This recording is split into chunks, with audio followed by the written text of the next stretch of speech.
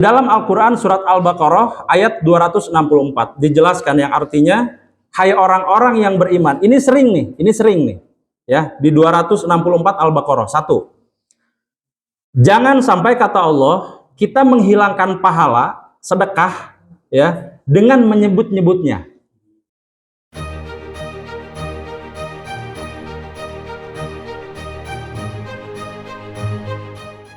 Assalamualaikum warahmatullahi wabarakatuh.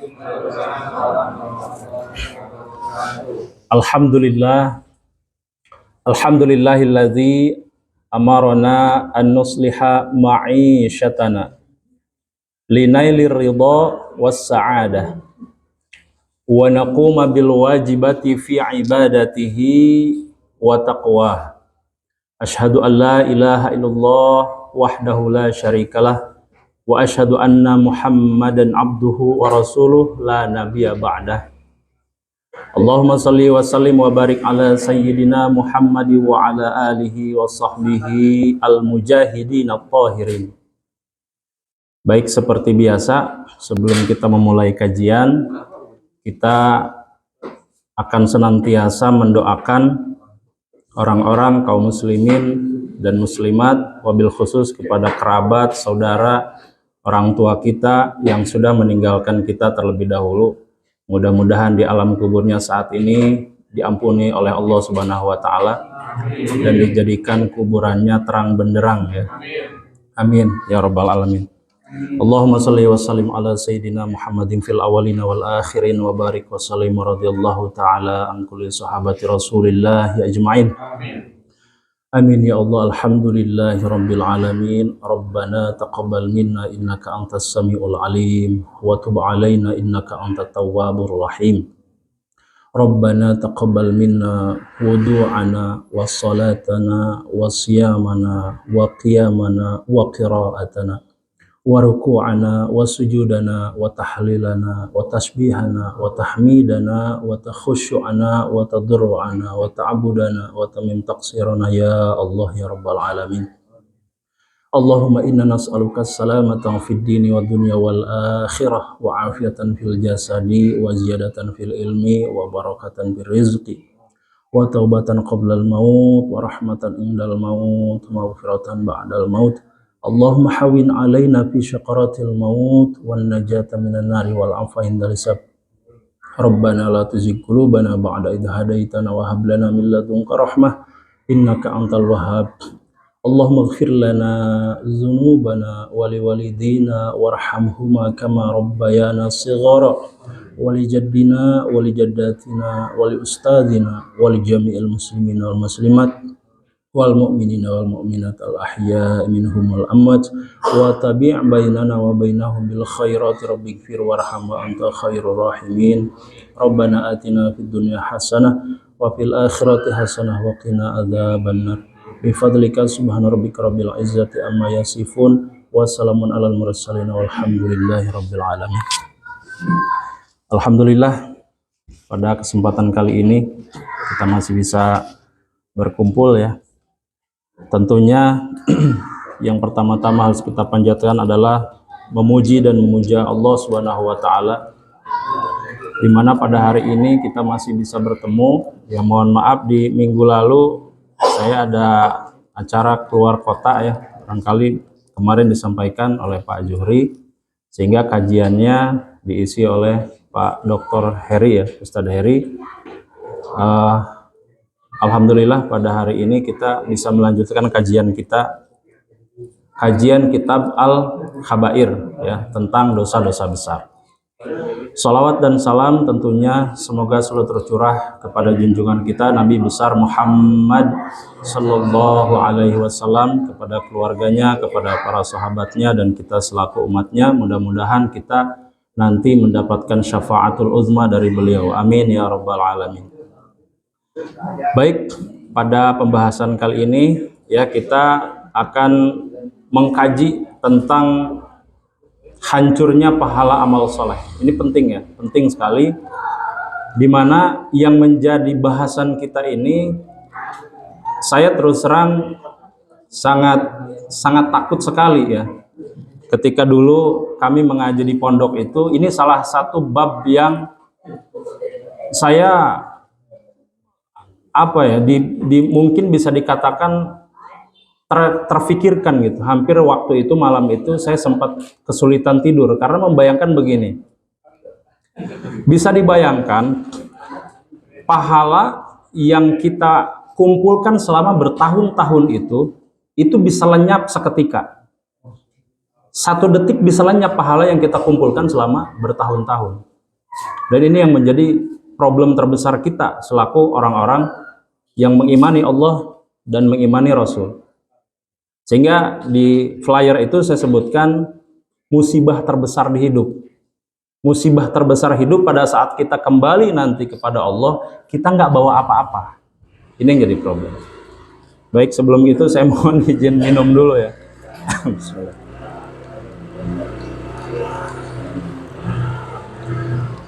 Baik, saya awali kajian kita malam hari ini dengan kutipan dari Imam Asy-Syafi'i. Imam Asy-Syafi'i radhiyallahu anhu pernah berkata di dalam kitabnya, beliau mengatakan al-mar'u in kana aqilan wari'an ashghalahu an uyubi ghairihi wara'uhu kamal alilu taqim ashghalahu an waja'in nasi kullihim waja'ahu. Ini beliau berkata, apabila orang itu berakal, ini beliau tegas sekali nih, apabila orang itu berakal dan bersifat warai itu tawadu, ya, sama dengan tawadu, maka dia akan sibuk mengkoreksi dirinya sendiri dan tidak mengkoreksi orang lain. Sebagaimana kalau kita sakit, yang kita pikirkan sakitnya diri kita sendiri, bukan sakit orang lain. Ini penting jadi bahasan awal kita, bahwa Imam Asy-Syafi'i mengajarkan kepada kita, seringkali kita sibuk mengurusi orang lain. Padahal banyak hal dalam diri kita yang harus kita koreksi. Apalagi terlebih adalah ibadah kita. Nanti saya jelaskan bagaimana hanya sedetik saja pahala kita bisa hilang dengan beberapa sifat dan sikap yang kita lakukan. Itu ya. Nah, ini saya izin menuliskan matriksnya. Jadi saya bikin kolom gitu. Ini penghancur pahala dari tingkatan yang paling rendah. Rendahnya ini selevel zina. Bayangkan ya. Rendahnya selevel zina dan membunuh. Nanti sampai dengan hilangnya pahala total, 100% hilang pahala. Ada tulisan apa? Oh, ini ya. Ini bisa kelihatan nggak? Sama-sama. Jadi saya sebut ini matriks penghancur pahala ya.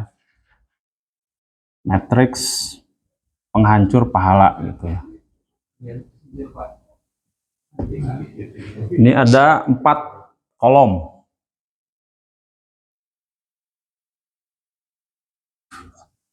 Saya kasih kode saja begini. Dosa plus gitu. Pahalanya tetap. Jadi saya bikin 0 saja. Dosa bertambah, pahala berkurang minus ya.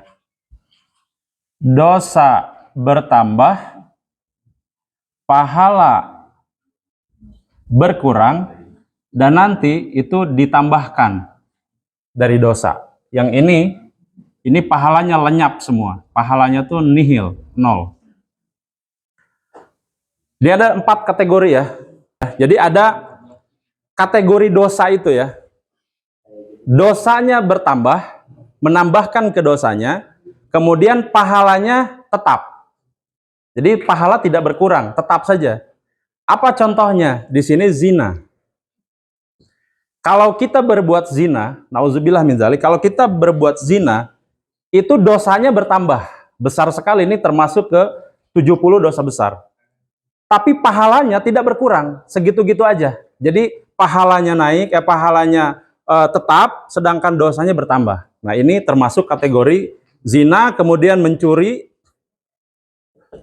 kemudian juga membunuh.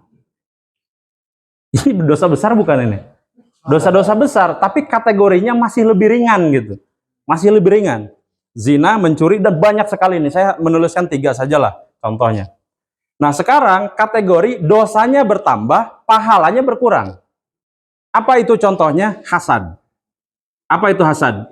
Iri. Nanti kita jelaskan lebih lanjut. Kemudian ada juga sombong. Ingat ya, sombong itu bisa menambahkan kepada dosa dan juga pahalanya bisa hilang, berkurang.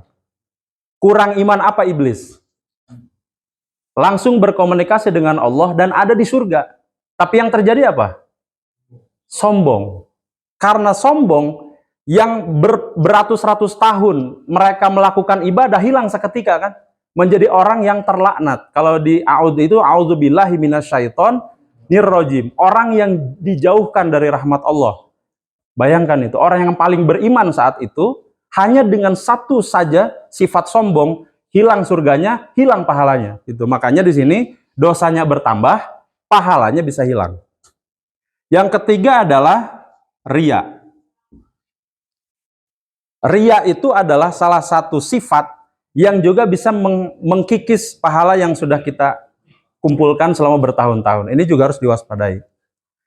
Nah, dari ketiga ini, di bawah satu strip di bawah kufur, nanti di sini ada kufur. Satu strip di bawah kufur, itu ada dosa yang itu jangan sampai kita lakukan lah. Tapi ini biasa dilakukan. Soalnya. Apa itu? Gibah. Nanti saya jelaskan. Dari sisi hadisnya ini mutawatir, sangat lazim sekali nanti bahwa dosa gibah itu akan menghilangkan pahala yang kita kumpulkan, kemudian menambah dosa, dan satu lagi, kalau dosa orang yang kita gibahkan nanti itu sudah tidak ada, maka dosanya nanti pindah ke kita. Pahala kita habis, dosa orang yang kita gibahkan itu masuk ke kita, sampai habis itu pahala dosanya dia pindah ke kita. Ini kan kerugian besar ya. Pahala kita habis hanya karena gibah ini. Dan satu lagi tingkatan paling puncak adalah kufur. Murtad. Nanti kita jelaskan ya, satu persatu. Ini pembuka saja, bahwa metriknya seperti ini. Dari tingkatan ini paling ringan. Zina paling ringan, membunuh paling ringan. Padahal dijelaskan di dalam Al-Quran, membunuh satu orang sama dengan membunuh satu umat manusia. Bayangkan, cuma satu saja.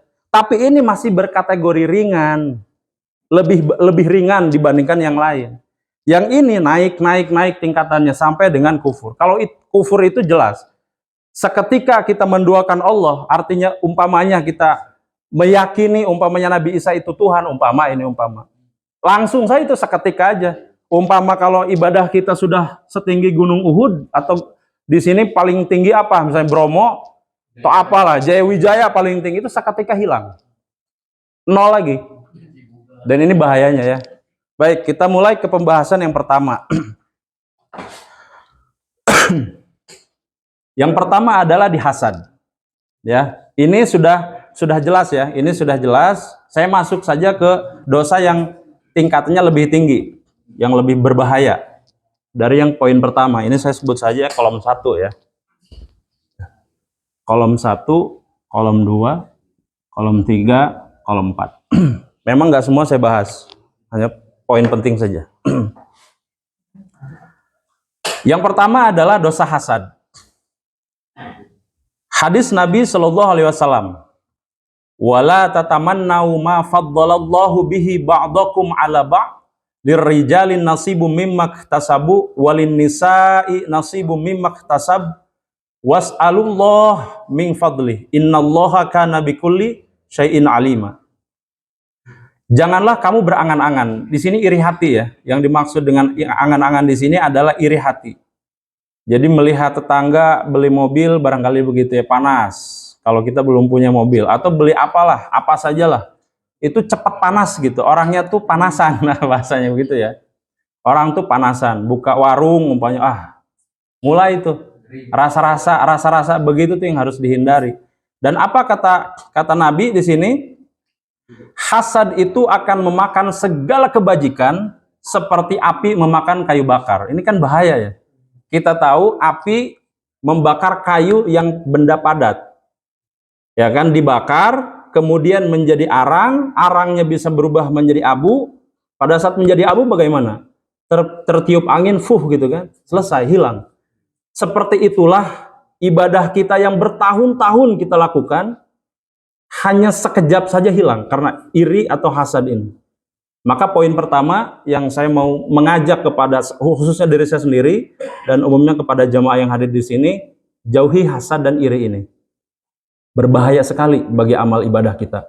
Begitu ya. Yang kedua adalah, ini menurut Asy'arawi, kita ketahui bahwa yang namanya penyakit itu bisa jasmani, bisa rohani. Kalau jasmani tinggal ke dokter kan begitu ya. Ini yang repotnya rohani. Rohani ini kan dokternya siapa coba? Kalau kita punya penyakit hati gitu, terus ada nggak dokter hati gitu kan? Ada di TV waktu itu Bengkel Hati ya, Ustadz Danu, tapi lebih ke ruqyah jadinya. Hatinya tetap aja bermasalah, itu hanya mengeluarkan jin saja. Tapi kan problemnya hati itu bagaimana mengobatinya, kan begitu ya. Nah, menurut Asy'arawi, ini penyakit hasad ini termasuk ke dalam bentuk penyakit. Sebagaimana yang dijelaskan di dalam Al-Quran, An-Nisa ayat 54. Bismillahirrahmanirrahim. Am yahsudunan nas ala ma atahumullahu min fadlih. Ataukah mereka dengki kepada manusia, maksudnya Nabi Muhammad SAW di sini, karena karunia yang telah diberikan Allah kepadanya. Jadi memang orang pada saat waktu itu melihat Nabi itu sudah diberikan nikmat ya, diberikan nikmat yang luar biasa. Banyak orang yang iri gitu pada saat itu. Nah, secara hasad, secara psikologis, hasad ini punya dampak ya. Kenapa? Makanya barangkali zaman sekarang itu bukan hanya soal kesehatan jasmani yang harus diperhatikan, tapi kesehatan rohani juga perlu, karena penyakit psikis itu malah jauh lebih sulit disembuhkan. Banyak masalah yang akhirnya ke jasmani, awalnya itu dari psikis, dari jiwa, dari hati yang bermasalah. Nah ini ya, jadi Islam pada kajian ini mengajarkan bahwa jangan sampai penyakit hati ini, yang bersumber dari hati ini, yang bersumber dari sifat yang jelek ini, akhirnya terbawa kepada kesehatan jasmani. Dan ini banyak sekali, dicek ke dokter nggak ada apa-apanya gitu. Banyak ini ya. Atau banyak misalkan penyakit-penyakit yang bisa jadi umum gitu, kayak diabetes atau darah tinggi. Asal-muasalnya justru dari pemikiran yang kurang lapang atau hati yang kurang lapang, kan begitu. Banyak ini. Kemudian hadis riwayat lain yang diriwayatkan oleh Ahmad At-Tirmizi, ini juga hadis sahih. Ternyata hasad dan iri ini juga menjangkit umat-umat terdahulu.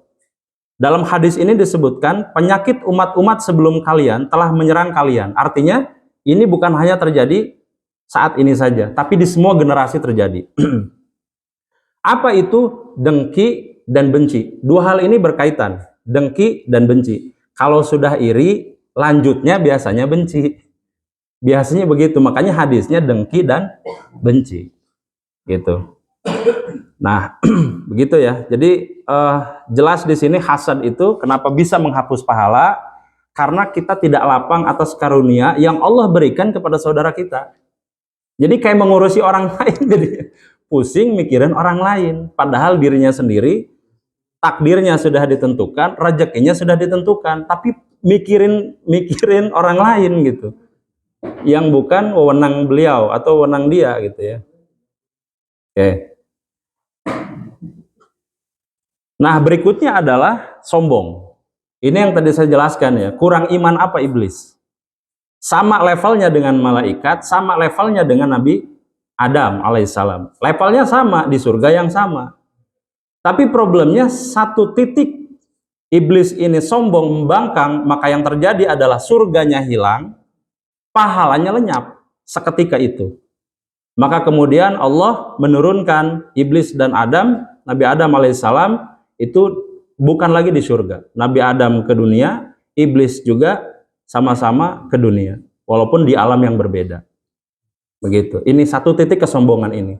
Dan ini tidak perlu saya jelaskan lebih lanjut, karena kita tahu sendiri untuk sombong ini jelas sangat berbahaya ya. Jelas berbahaya. Nah, ini catatan dari saya adalah ini salah satu sombong yang halus dan ini juga harus kita jauhi. Contohnya begini. Barangkali kita tidak melakukan zina, tidak melakukan membunuh, atau juga tidak melakukan mencuri. Tapi menganggap kita lebih baik dari orang-orang yang melakukan zina, mencuri, kemudian membunuh, meninggalkan sholat, itu juga dosa sombong. Kita ke masjid nih, ke masjid, lihat orang masih kerja umpamanya, masa sih jam segini masih kerja, kita aja udah siap-siap ke masjid, sombong itu, lenyap pahala itu. Sedikit saja begitu, ini kan halus ya, ini ngaji rasa memang. Ngaji rasa begini. Jadi sedikit saja kita merasa lebih baik dari orang lain dalam hal apapun, itu sudah termasuk dalam kategori sombong. Begitu ya. Jadi hati-hati ini. Oke. Yang berikutnya adalah sifat riya. Nah, dalam bahasa Arab, riya itu berasal dari kata ro'a. Ro'a itu artinya melihat. Asal katanya adalah ro'a, melihat. Nah, kenapa kok riya ini berasal dari kata ro'a, melihat? Apa yang dilihat? Ternyata asal kata ini tidak asal comot nih agama nih. Syariat itu tidak asal comot. Karena memang riya ini biasanya menjangkiti orang-orang yang ingin agar ibadahnya terlihat bagus. Umpamanya kalau kita bikin grade, bikin apa, peringkat gitu ya, antara 1 sampai 10 umpamanya. Kalau kita sholat sendiri, asal levelnya cuma 3 lah rankingnya begitu. Peringkatnya cuma 3. Tapi ketika di hadapan banyak orang, gimana caranya supaya nilai itu 7? Ini kan halus nih. Ini halus nih ya. Jadi ini problem yang memang menjangkiti kita dan umat-umat terdahulu, artinya di semua generasi sama. Nah, kajian ini adalah untuk mengingatkan bahwa hati-hati dengan sifat-sifat ini. Sedikit saja kita memang terpleset, hilang sudah pahala. Jadi percuma gitu, percuma. Ya, jadi tadi riya adalah terambil dari kata ro'a yang artinya melihat. Maksudnya adalah ingin agar orang lain melihatnya lebih bagus, lebih sempurna gitu, atau lebih hebat ya. Seperti itu. Kan luar biasa ini. Ini halus ya, halus. Maka hati-hati ya. Kalau memang kita katakan punya jasa ke dia, ya sudahlah, itu jadi pahala kita. Hanya Allah saja yang tahu, sudah gitu. Jangan sampai terucap. Begitu itu terucap, wassalam. Selesai ya. Tidak ada hitungan pahala di mata Allah, tidak ada. Sesuai firman-Nya. Nanti bisa ditengok ya, Al-Baqarah ayat 264. Kata Allah, hai orang-orang yang beriman nih.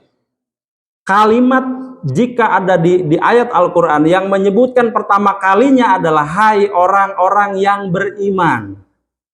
Artinya Allah saking sayangnya, orang beriman ini jangan sampai begini gitu.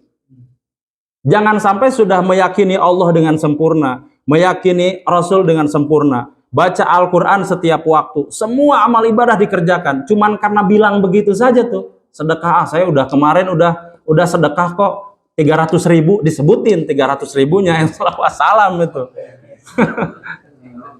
Begitu, karena biasanya kan 2.000 begitu, ke orang lain kan 2.000, 1.000, 10.000. Dia bilang, kemarin alhamdulillah saya bisa sedekah 300.000, wassalam sudah. Begitu ya.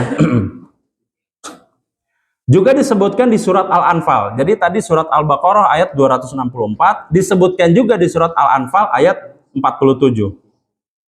Bismillahirrahmanirrahim. Wala takunu kalladzina kharaju min diyarihim bataran wari'a'an nas wa yasudduna an sabilillah wallahu bima ya'maluna muhit. Artinya, dan janganlah kamu menjadi seperti orang-orang yang keluar dari kampungnya dengan rasa angkuh dan dengan maksud riya kepada manusia serta menghalangi orang dari jalan Allah, dan ilmu Allah meliputi apa yang mereka kerjakan. Jadi jelas di sini ya, kita keluar rumah itu sering ya, soalnya halus nih. Kita keluar rumah, tadi saya bilang ada orang yang belum siap untuk pergi ke masjid. masih baru datang kerja atau masih di kondisi kerja, terus selentingan gitu di hati kita ada tuh, aduh masih kerja jam segini. Kalau kita harus ngomongin gitu ya, lihat dong jam berapa nih gitu, umpamanya begitulah kalau harus diomongin. Ya sudah selesai itu, pahala ke masjidnya lenyap seketika itu. Sedikit saja kesombongan itu ada, gitu ya.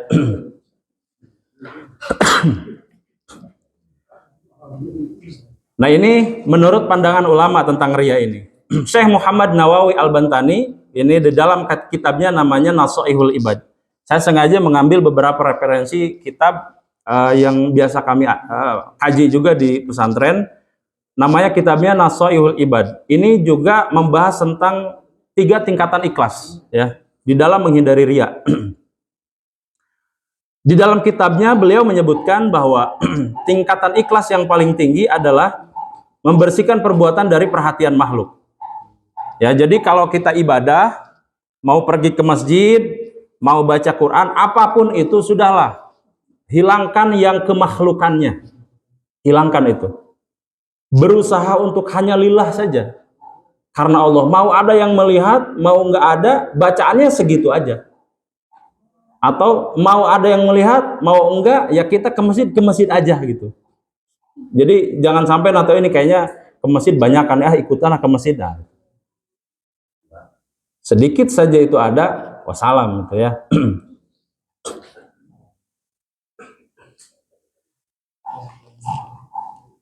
Nah kemudian di dalam kitab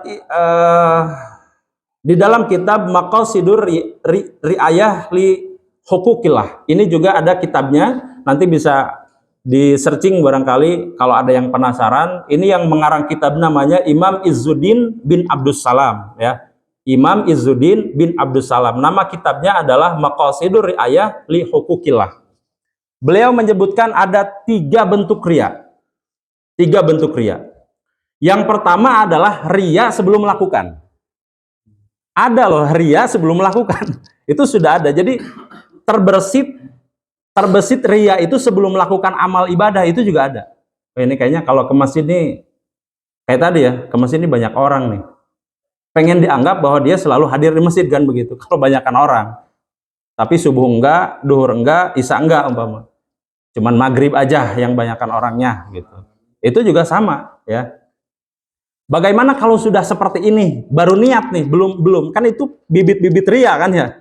Bibit-bibit ria. Nah, kata Imam Izzuddin, kalau terjadi sebelum melakukan amalnya, maka dia harus menunda amalan itu. Jangan ke masjid. Dan luruskan dulu niatnya. Jangan dulu ke masjid, luruskan niat. Karena kalau tetap dilakukan yang tadi terjadi, niatnya sudah berbeda nih. Bahaya gitu. Kemudian yang kedua adalah orang yang timbul di dalam hatinya sifat syirik. Syirik itu yang pahalanya itu bukan karena Allah saja. Jadi bukan karena Allah nih, karena manusia tadi, karena ingin dipuji. Wah, kalau kita ke masjid dianggapnya rajin ibadah kan begitu. Kalau kita ke masjid dianggapnya nanti ustadz umpamanya begitu.